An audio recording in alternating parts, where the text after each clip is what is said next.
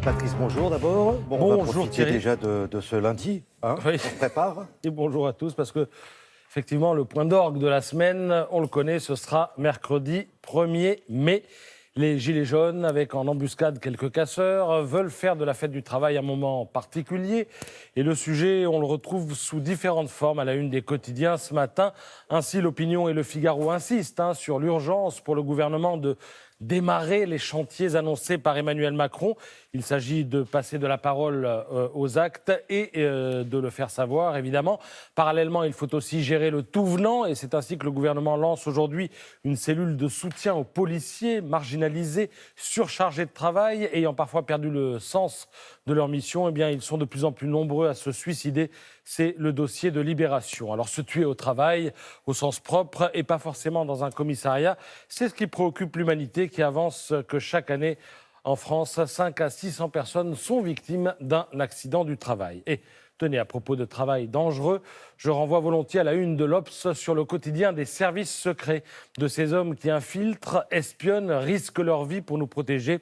Ils font l'objet d'un livre truffé d'anecdotes et de récits de missions, comme cette filature de djihadistes dont la voiture a été, comme on dit, équipée. Les balises sont soudées dans les jantes du véhicule de manière à passer inaperçues. Micros et caméras, pour la même raison, sont cousus dans les appuis-têtes ou fondus dans le plastique des portières. Sur les motos, dans les voitures, une escouade de policiers, mais il suffira qu'une moto postée en amont devant la voiture que l'on surveille démarre de manière un peu trop voyante pour que les terroristes fassent demi-tour et rentrent chez eux ce jour-là.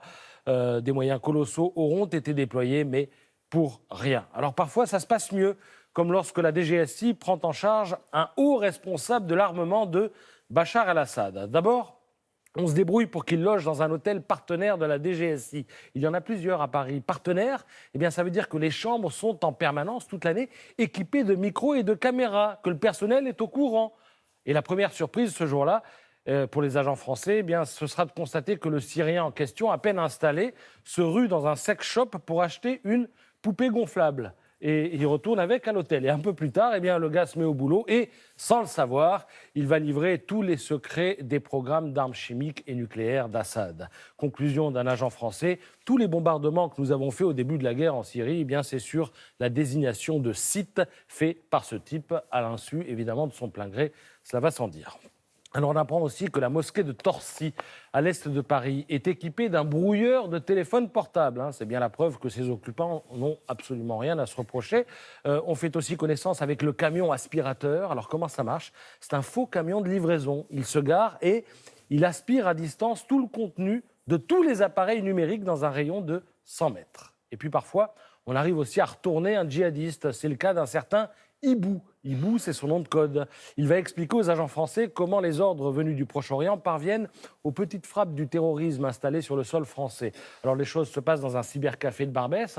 Les messages arrivent sous forme de signes correspondant à des syllabes traduites de l'arabe et retranscrites sur un clavier d'ordinateur dans une police d'écriture particulière, la police de type Wings-Dings. La difficulté, évidemment, c'est ensuite d'identifier au sein de centaines de collections simultanées celle qui présente un intérêt. Voilà, le récit est passionnant, c'est dans l'Obs. Et le livre dont je vous ai parlé, il est signé Alex Jordanov, un spécialiste du grand reportage et des services secrets. Je ne sais pas, je vais être très très méfiant aujourd'hui. Je ne sais pas pourquoi. Méfiez-vous. Merci beaucoup. C'est passionnant. Faites gaffe s'il n'y a pas un truc cousu dans la putain de votre voiture. C'est impressionnant.